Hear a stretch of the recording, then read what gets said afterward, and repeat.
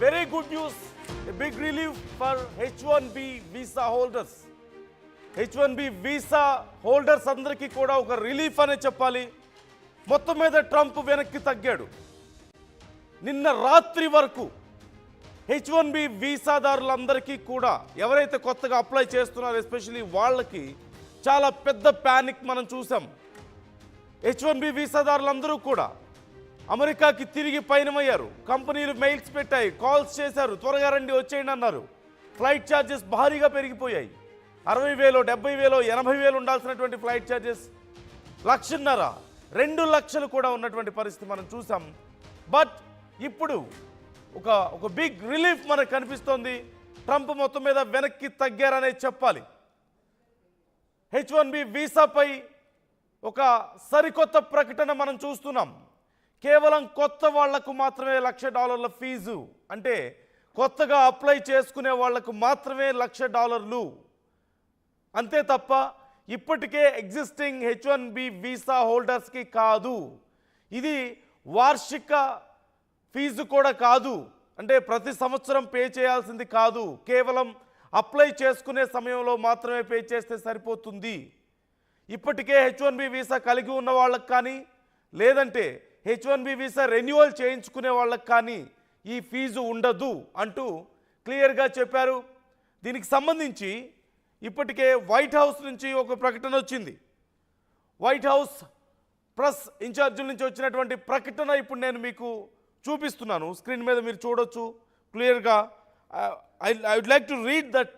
ఒక ట్వీట్ చేశారు వాళ్ళు. నేను మీకు ఆ ట్వీట్ని చదివి వినిపిస్తాను. ఏమని ట్వీట్ చేశారు, ఎలాంటి క్లారిటీ ఇచ్చారు అని. అండ్ అసలు మొట్టమొదటిసారిగా ప్రకటించినప్పటికీ ఇప్పటికీ ఈ ప్రకటనలో ఎందుకు మార్పు వచ్చింది, కారణాలేంటి, ఏం జరిగింది బ్యాక్గ్రౌండ్లో అనేది కూడా మనం డిస్కస్ చేయబోతున్నాం. బట్ బిఫోర్ దట్ ఒకసారి నేను ఆ ట్వీట్ చదివి వినిపిస్తాను. కెరోలిన్ లెవిట్ చేసినటువంటి ట్వీట్ ఇప్పుడు నేను చదువుతున్నాను. వైట్ హౌస్ నుంచి ఆఫీషియల్గా వచ్చినటువంటి ట్వీట్ ఇది. This is not an annual fee, it's one time fee that applies only to the petition. అంటే ఇది సంవత్సరం కట్టాల్సింది కాదు, యాన్యువల్ ఫీ కాదు. ఇది వన్ టైమ్ ఫీ. కేవలం ఎప్పుడైతే మనం అప్లై చేసుకుంటామో H1B వీసా కోసం అప్పుడు మాత్రమే అప్లై అయ్యేది అని చెప్తున్నారు. Those who already hold H1B visas and are currently outside of the country right now will not be charged $1,00,000 to re-enter. ఎవరి దగ్గర అయితే ఇప్పటికే H1B వీసా ఉందో వాళ్ళు ఒకవేళ కనుక కంట్రీ నుంచి బయట ఉన్నట్లయితే, అమెరికా బయట ఉన్నట్లయితే వాళ్ళు తిరిగి రావడానికి ఈ $1,00,000 కట్టాల్సిన అవసరం లేదు అంటున్నారు. H1B visa holders can leave and re-enter the country to the same extent as they normally would. Whatever ability they have to do that is not impacted by the yesterday's proclamation అంటున్నారు.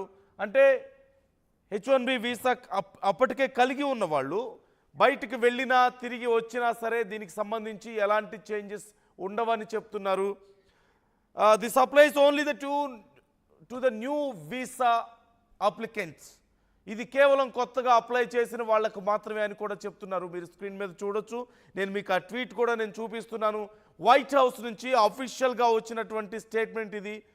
And కాకపోతే but why all this chaos, దీని గురించి మనం మాట్లాడాలి ఖచ్చితంగా.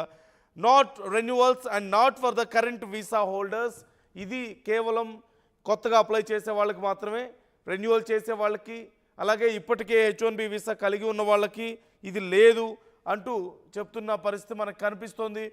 కేవలం మరొక 2 గంటల సమయం మాత్రమే మిగిలింది. 1.5 నుంచి 2 గంటలు మహా అయితే ఈ H1B వీసాకి సంబంధించి కొత్త రూల్స్ అప్లై అవ్వడానికి. కానీ ఇక్కడ ఒక్క విషయాన్ని మనం గమనించాలి. బట్ ఇదే మాట ముందు ఎందుకు చెప్పలేదు? ఇదే మాట ట్రంప్ కానీ వైట్ హౌస్ కానీ ముందే ఎందుకు చెప్పలేదు? కేవలం మనం మాత్రమే కన్ఫ్యూజ్ అవ్వలేదు. ఎవ్రీబడి, ప్రతి ఒక్కళ్ళు, especially H1B visa holders, H1B visa కోసం ప్రయత్నిస్తున్న వాళ్ళు, కంపెనీలు, ఉద్యోగులు, మార్కెట్స్, ప్రతి ఒక్కళ్ళు ఎంత ప్యానిక్ అయ్యారో మనం చూసాం. ఫ్లైట్ ఛార్జెస్ ఎంత భయంకరంగా పెరిగిపోయాయో మనం చూస్తాం. ఆల్మోస్ట్ 100%, 150, 200% హైక్ మనకు అక్కడ కనిపించింది. ఎందుకు ఇంత కేసుకి కారణం ఏంటి? అసలు ఇంత భయపెట్టాల్సిన అవసరం ఏమొచ్చింది? ఏం క్లియర్గా చెప్పలేరా ముందే? ఇది ఖచ్చితంగా కేవలం వెనకడుగు వేయటం మాత్రమే. ఇది ముందు తీసుకున్నటువంటి నిర్ణయం కాదు. ఎందుకంటే సరే మనం ఆలోచించలేదు, లేదంటే మనకి ఇంకా ఏదైనా క్లారిటీ లేదు ఇండియాలో అనుకోవచ్చు. Even Americans thought the same. అక్కడ ఉన్నటువంటి అమెరికాలో ఉన్నవాళ్ళు పెద్ద పెద్ద కంపెనీలు, మైక్రోసాఫ్ట్ కంపెనీ, గూగుల్ ఇలాంటి కంపెనీలు, యాపిల్ కంపెనీ ఇలాంటి కంపెనీలన్నీ కూడా వాళ్ళ ఉద్యోగులు మీరు అర్జెంటుగా వచ్చేసేయండి అంటే వాళ్ళకు కూడా క్లారిటీ లేదుగా. వాళ్ళకు కూడా క్లారిటీ లేదు అంటే క్లారిటీ ఇవ్వలేదు. Most of the biggest decisions కూడా ట్విట్టర్లో మీరు అనౌన్స్ చేసుకుంటూ పోతే ప్రజల పరిస్థితి ఏంటి? ఇఫ్స్ అండ్ బట్స్ ఉంటాయి కదా అక్కడ. మరి వాటిని ఎందుకు క్లారిటీ ఇవ్వడం లేదనేది ఇక్కడ అతిపెద్ద ప్రశ్న. ఇంత భయాన్ని కలిగించి, ఇంత భయపెట్టి, ఇంత గందరగోళం సృష్టించి ఏం సాధించడానికి? ఆల్రెడీ బయట దేశాల్లో ఉన్న వాళ్ళ H1B వీసా హోల్డర్స్కి ఇది అప్లై అవ్వదు.